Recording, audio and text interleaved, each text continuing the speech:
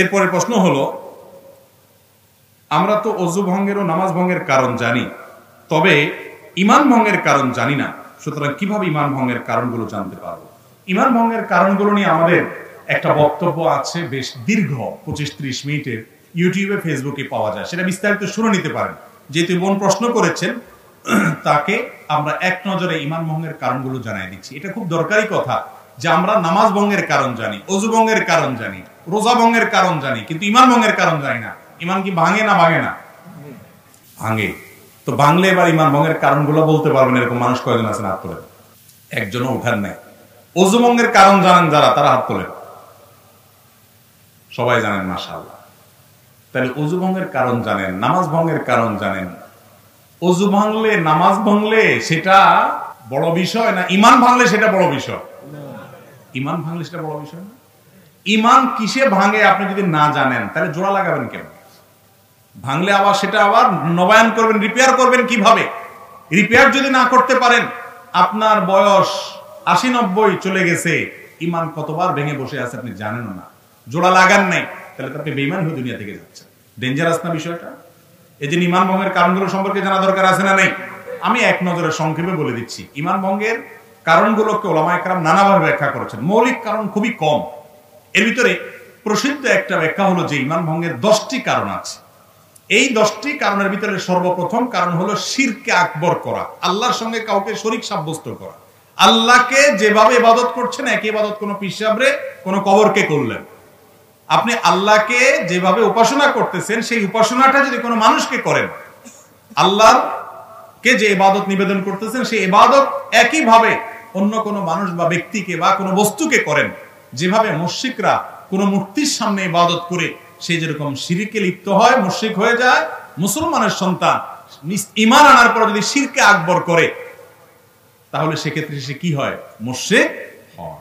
এই বড় শিরক, এটা ঈমান ভঙ্গের কারণ। বড় শিরক কিভাবে হয়, বিস্তারিত হয়, এগুলো আমরা জানবো ইনশাআল্লাহ বিইذনিল্লাহ অন্য কোনো আলোচনায়। দ্বিতীয়ত, আল্লাহর সাথে বান্দার যদি কোনো মিডিয়া সাব্যস্ত করেন, কিরকম মিডিয়া? যে এর ছাড়া আল্লাহরে পাওয়া যাবে না। যেমন আমাদের অনেক ধর্মের ভাইরা মনে করেন যে আল্লাহকে পাইতে হইলে সরাসরি পাওয়া যাবে না, বিভিন্ন দেবতা ধরতে হবে, এই জন্য অনেক দেবতার পুজো করে তারপরে ঈশ্বর পর্যন্ত, আল্লাহ পর্যন্ত যেতে হবে। ইমানদার যদি মনে করে যে আল্লাহকে পাইতে হইলে আল্লাহর বিভিন্ন ভায়া আছে, এগুলো ধরতে হবে, ওনাদেরকে ছাড়া আল্লাহকে পাওয়া যাবে না, এরকম যদি মনে হয় এবং আল্লাহর ইবাদতটা তাদের মাধ্যমে করে, তাহলে সেটাও ঈমান ভঙ্গের কারণ। তৃতীয়ত, ঈমান ভঙ্গের কারণ হলো যে যদি কেউ মনে করে যে ব্যক্তি অমুসলমান, কাফের, ভিন্ন ধর্মের অনুসারী, বেঈমান, ঈমান আনেন নাই, মনে করে যে না তারটাও ঠিক আছে, তাহলে এই লোক বেঈমান, এই লোক ঈমান থেকে খারিজ হয়ে যায়, এটা ঈমান ভঙ্গ হয়ে যাওয়ার মতো কারণ। কারণ আপনি একটা লোক আল্লাহর প্রতি অবিশ্বাসী, আপনি বললেন না তারটাও ঠিক আছে। আমাদের অনেক মুসলমান ভাইরা আছে আজকাল, তাদের বিশ্বাসগুলো গোলালু মার্কা বিশ্বাস হয়ে গেছে। তাদের বিশ্বাসগুলো এখন আপনার শৈথিল্য প্রদর্শনকারীদের বিশ্বাস হয়ে গেছে। কিরকম? সেটা বলে যে সব ধর্মই ঠিক আছে। এরকম কিছু সুশীল আছে না, সুশীল, এই সুশীল টাইপের মুসলমান আছে কিছু, যে বেশি ভালো সাজে, বলে যে সব ধর্মই ঠিক আছে, সব ধর্মই তো ভালো কথা বলে। যেই ব্যক্তি আপনার মালিকের অস্তিত্বই স্বীকার করে না বা মালিকের একত্ববাদের স্বীকৃতিই দেয় না, সে কিভাবে ঠিক থাকে? তার অনেক ভালো কাজ থাকতে পারে, ভালো কাজকে আপনি ভালো বলেন, কিন্তু সে কখনো আল্লাহর কাছে গ্রহণযোগ্য ইমানদার হতে, সে ইমানদারই না, আল্লাহর কাছে গ্রহণযোগ্য বান্দা হতে পারে। এই জন্য যে বেঈমান তাকে বেঈমান মনে করতে হবে, যে ইমানদার তাকে ইমানদার মনে করতে হবে।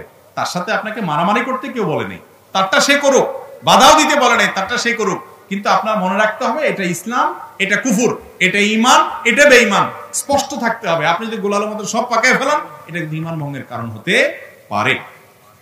4 নম্বর হলো, যদি কেউ মনে করে নবী করিম সাল্লাল্লাহু আলাইহি ওয়াসাল্লামের আদর্শের বাইরে অন্য কোনো আদর্শ আরো উত্তম আছে, বেটার আছে, এটা ঈমান ভঙ্গের কারণ হতে পারে। 5 নম্বর হলো, যদি কেউ নবী করিম সাল্লাল্লাহু আলাইহি ওয়াসাল্লাম যত বিধিবিধান নিয়ে আসছেন এর কোনোটাকে অস্বীকার করে, অপছন্দ করে, ঘৃণা করে, না এটা আমার ভালো লাগে না, ইসলামের সব ভালো লাগে, এই যে মেয়েদেরকে আল্লাহ তাআলা ছেলেদের অর্ধেক দিতে বলেছে, এটা আমার ভালো লাগে, আছে না কিছু সুশীল এরকম বলে। আরে ভাই, তোমার ভালো লাগাতে না লাগাতে কি আসে যায়? তুমি কি বুঝবা আল্লাহ কেন অর্ধেক দিয়েছেন? মেয়েরে আল্লাহ খরচের কোনো আইটেম দেয় নাই, আবার অর্ধেক দিয়েছেন কোত্থেকে? বাপের সম্পদ থেকে। মায়ের সম্পদ থেকে, আবার স্বামীর সম্পদ থেকেও ভাগ পাবে, সন্তান থেকেও ভাগ পাবে, মোহর তো পাবেই। খরচ কিন্তু 1 টাকাও নেই। আর ছেলের খরচ সব জায়গায় আছে। শ্বশুর বাড়িতে গেলে মিষ্টি পোল্টাটাও তার নিতে হয়, বাবার বাড়িতে গেলে ফলের প্যাকেটটাও তার কিনতে হয়, বইয়ের খানার টাকাও দিতে হয়, নিজেরটা তো দেওয়া লাগেই। তারপরেও বলা হয়েছে তার 2 টাকা।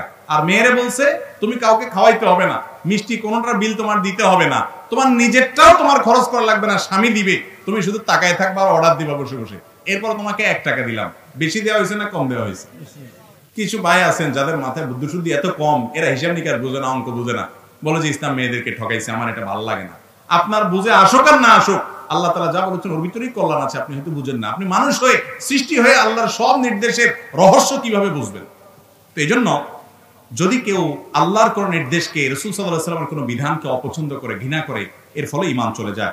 আরেকটা হলো শরীয়তের কোন বিষয়ে যদি কেউ বিদ্রূপ করে, ঠাট্টা করে, তামাশা করে, আছে না অনেকে দুষ্টামি করে ব্যঙ্গ করে, দায় নিয়ে ব্যঙ্গ করে, জিনিসটা সুন্নত হতে পারে, কিন্তু সুন্নত নিয়ে আপনি ঠাট্টা করলেন, রাসূল করেছে, বিদ্রূপ করলেন, তাহলে সাথে সাথে কি হয়ে যাবে? ঈমান হারা হয়ে যাবে। এটা ঈমান ভঙ্গের কারণ।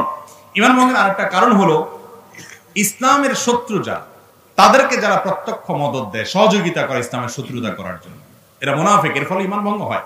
ঈমান ভঙ্গের আরেকটা বড় কারণ হলো কেউ যদি মনে করে কিছু মানুষ আছে এরা ইসলামের গণ্ডির, ইসলামের বিধিবিধানের ঊর্ধ্বে উঠে গেছে, এদের নামাজ কালাম পড়া লাগে না। কিছু পিসাব দেখবেন তারা নামাজ কালাম পড়ে না, বলে না বাবার এগুলা করা লাগে না, বাবা অনেক ঊর্ধ্বের জগতের মানুষ। আছে না এরকম কিছু বাবা? আরে ভাই, আপনার বাবা এত ঊর্ধ্বে উঠে গেছে যে তার নামাজ পড়া লাগে না?